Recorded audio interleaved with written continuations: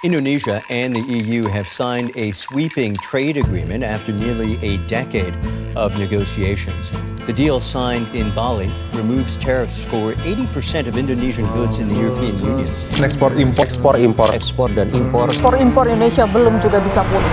Pernahkah kalian mendengar tentang perdagangan luar negeri? Lantas bagaimana cara pembayarannya yang dilakukan antar dua orang atau perusahaan yang berbeda wilayah, bahkan berbeda mata uang?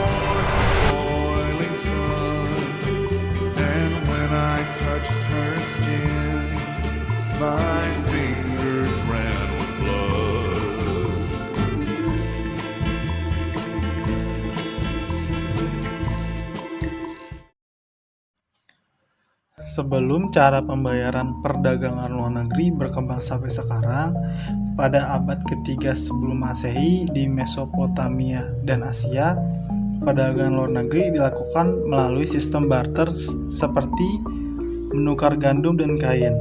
Lalu pada abad pertengahan, tepatnya di abad ke-7 sampai 15, ketika jalur perdagangan Eropa, Afrika, dan Asia semakin ramai, sehingga pembayaran berkembang menggunakan emas dan perak yang dipakai sebagai uang logam internasional. Lalu pada abad ke-12 sampai 16 di Eropa, pedagang sudah mulai memakai wesel dan surat janji bayar agar tidak perlu membawa koin emas dalam jumlah yang besar saat berlayar. Masuk pada abad ke-19, pusat perdagangan dunia bergeser ke London dan New York, sehingga melahirkan sistem transfer antar bank dan letter of credit yang dapat menjadi standar pembayaran internasional.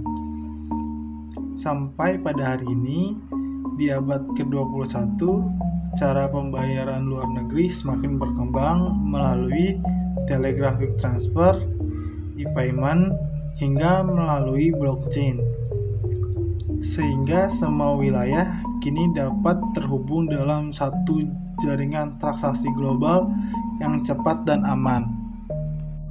Cara-cara pembayaran perdagangan luar negeri.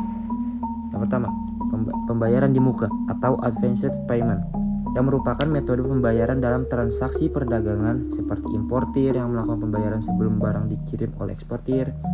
Kemudian ada kelebihan dari cara pembayaran advanced payment atau pembayaran di muka. Itu dapat menguntungkan bagi pihak eksportir karena pembayaran diterima terlebih dahulu, sedangkan barangnya akan dikirim kemudian. Kekurangannya yaitu adalah cara pembayaran advance payment memiliki risiko yang besar bagi importir karena harus menyediakan dana terlebih dahulu. Selain itu, ada pun risiko barang tidak dikirim atau barang hanya dikirim sebagian.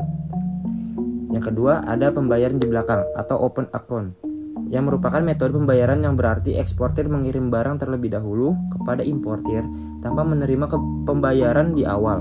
Kemudian importir dapat melakukan pembayaran setelah menerima barang sesuai kesepakatan yang telah disetujui. Biasanya ada jangka waktu pembayaran tertentu.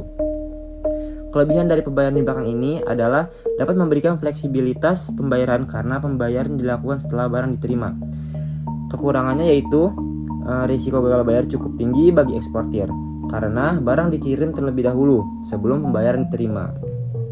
Yang ketiga ada konsinyasi, yaitu adalah cara perdagangan luar negeri di mana eksportir mengirim barang ke importir atau agen di luar negeri, tapi pembayaran baru dilakukan setelah barang tersebut berhasil dijual ke pembeli akhir.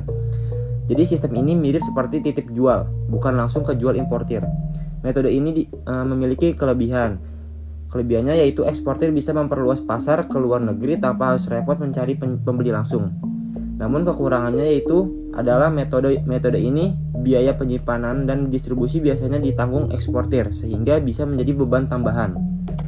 Yang keempat ada wesel. Wesel adalah surat perintah tertulis dari eksportir kepada importir untuk membayar sejumlah uang tertentu pada waktu dan tempat yang disepakati. Jadi eksportir bisa menagih pembayaran lewat dokumen resmi. Terdapat kelebihan dan kekurangan dalam metode wesel ini. Kelebihannya ada kepastian pembayaran karena berbentuk dokumen hukum. Sementara itu kekurangannya adalah Jika importir menolak membayar, eksportir harus menempuh jalur hukum. Berikutnya yang kelima ada letter of credit. Adalah cara pembayaran paling aman untuk perdagangan internasional. Caranya bank mewakili pembeli dan menjamin penjual akan dibayar asal dokumen yang diminta sesuai. Jadi bukan lagi bergantung pada pembeli, tapi pada bank yang memberi kepastian. Kelebihan dari letter of credit: buat eksportir aman, pembayaran terjamin, risiko kredit dan politik berkurang. Buat importir bayar hanya jika syarat terpenuhi, dokumen dicek ahli, bisa minta waktu pembayaran lebih panjang. Kekurangan dari letter of credit: prosesnya ribet, banyak dokumen yang harus dipenuhi, biaya administrasi cukup tinggi. Kalau dokumen ada kesalahan kecil, pembayaran bisa tertunda.